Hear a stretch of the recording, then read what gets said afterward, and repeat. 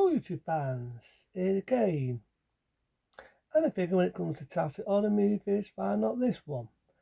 Dave Barker, not a lot of people talk about it, very unestimated horror film from 1990, that being Nightbreeds. That's right, Nightbreeds. I remember talking about this a couple of days ago actually, but the quality wasn't that good, there was a lot of noise in the background, the fucking sun was being annoying. So it's not one of the best videos I did, so I figure why not do it justice. I'm going to watch it tonight. Good film, unestimated horror film I may add. That being Nightbreeds.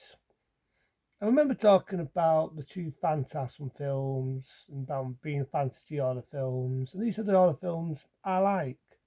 Yeah, I like slasher films. Yeah, I like some of your video nasties. I like some of your blood splatter films. I like sci-fi horror films, but fantasy horror has always been my favourite. You know what I mean? I can name loads of horror films which are classic hammer houses like Dracula, the horrors of Dracula, the horrors of Frankenstein, the list goes on. But fantasy is my favourite, so we're going to go with Nightbreeds.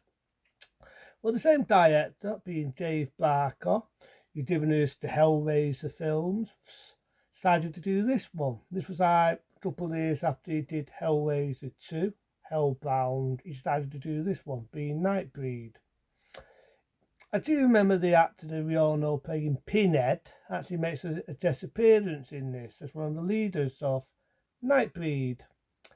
And it's to do with this young lad. To take this date opening, the opening in this is iconic. You got this date music, it fires the toss, like really like a Gothic universe. Got this monster mouth that is. Got all these monsters flying across, and Nightbreed comes across. And if anyone's ever seen Nightbreed, everyone's ever seen it, thinks the music sounds just exactly like Tim Burton's Batman, whether it's Batman the Return, and so on.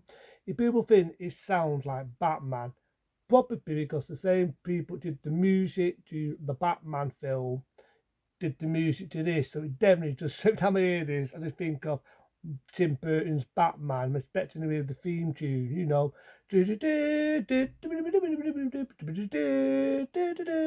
Honest to God, I'm expecting to hear the Batman theme, or maybe hear a song from Prince, because it really does sound like the theme tune to Batman. And like I said, like repeating myself, it's because the same one that did the music to Batman did the music to this. And you do, I remember mentioning this, you do get Jeff Goldblum, the director giving us all these date films, whether it be The Five, whether it be Stanners, and so on. Star as the villain of this. Start of the villain. Good acting role, and it's his first acting role. Not only he's a director who did a lot of bizarre in and out body horror films, other horror films I like. So you've got this young lad, he's having these weird dreams, and he goes to a psychiatrist, again played by Jeff Goldblum. And there's a fighting which probably in his head, it's in his imagination, and so on. There's a bit where the family gets killed. That bit was just cut from the film. It wasn't really needed. It was a bit poor taste. He's going up the stairs to attack a boy, but I have to say that's all it shows. It doesn't show the kid getting killed or anything, which I'm happy about. We don't need to see that in any horror film. But the rest of it's a good film because he gets set up for these murders. He's got a girlfriend on the way, plays a bit of music in a nightclub. And he's telling her about these teams, that will be my eye. He's talking about these weird teams, he's been set up for these murders. The police go to arrest him, and Jeff Goldblum sets him up. He says he's got a gun, but he hasn't got a gun, and he gets shot up. So there's a date bit, they take his body to a morgue, but before all this, there's a bit where he's an obstacle before he gets set up, and there's this guy, and he's warning him about these Nightbreeds, about a place called Minidon. There's a good bit where he cuts all his face up and everything, and so on. But like I say, he gets set up, the lad, he gets shot up, and then he gets up, realises he's not dead. And then there's a good bit though, before all this, I'm going to edit myself, there's a good bit where he's in this cemetery, and one of these Nightbreeds goes to attack him, and no one says, no, it's one of us, it's one of us. He says, fuck the rules, I want my meat. Bites a big chunk of his shoulder, that's when he gets shot up. But he comes alive, he doesn't realise it there, but he's one of the Nightbreeds. That's why one of the Nightbreeds warned him not to attack. You can't do it. It's bad luck. It's one of ours. Blah blah blah. But ultimately, he says, "Fuck the rules. I want my meat." I mean, for a lot of film, I got a few chuckles there. But the girl meets him in this place called Nightbreed. She meets the Nightbreeds, and like I say, the imagination in this is brilliant. The effects in it are brilliant. To me, I remember saying this. This is how I wish the X-Men were. Rated 18, balls to the wall, blood in door, everything. This is how I wanted the X-Men to be. Because this to me is like the X-Men, only what would happen if you turn the X-Men into a fantasy horror film. So there's a good bit in it. The lad gets arrested halfway through the film. Death Goldblum's attacking people.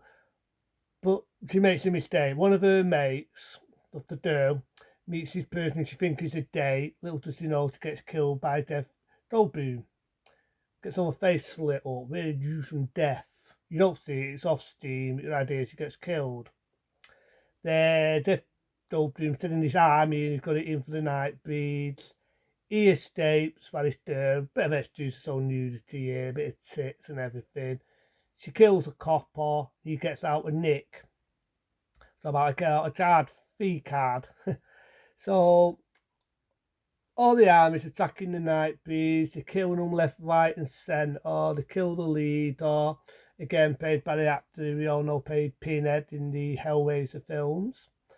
And they're all getting attacked one by one. I love the bit though where the Nightbreed says, "Fuck it, you want a war? You've got a war." There's a good bit where this guy gets his leeches, he's smiling, and he kills this one guy.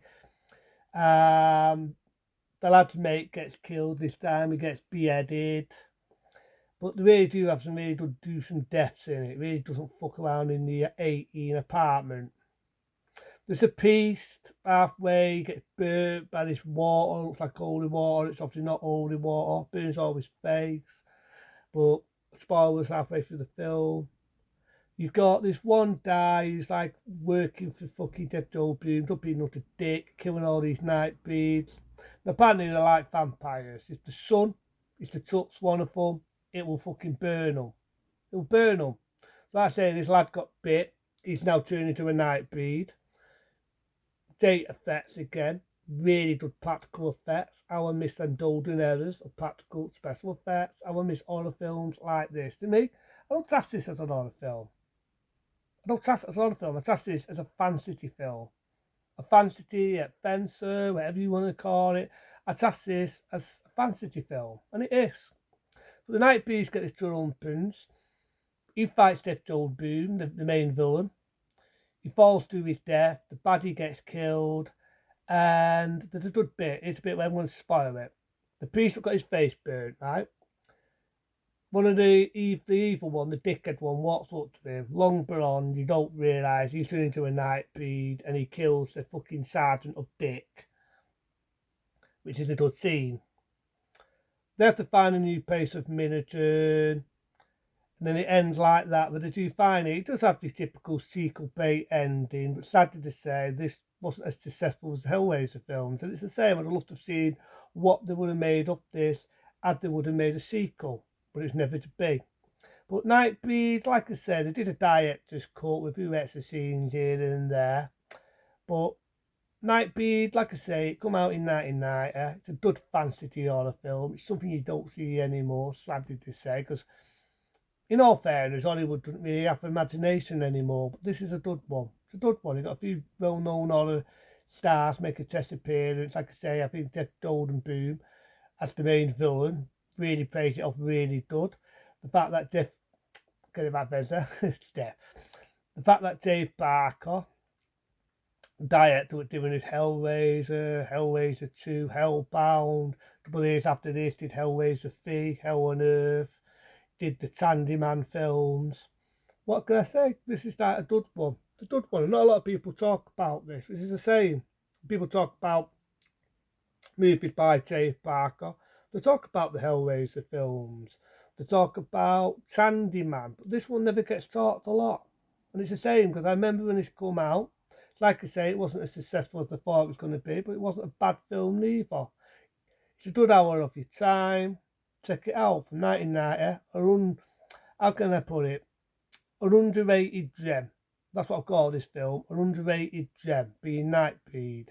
But until then, be smart, be safe.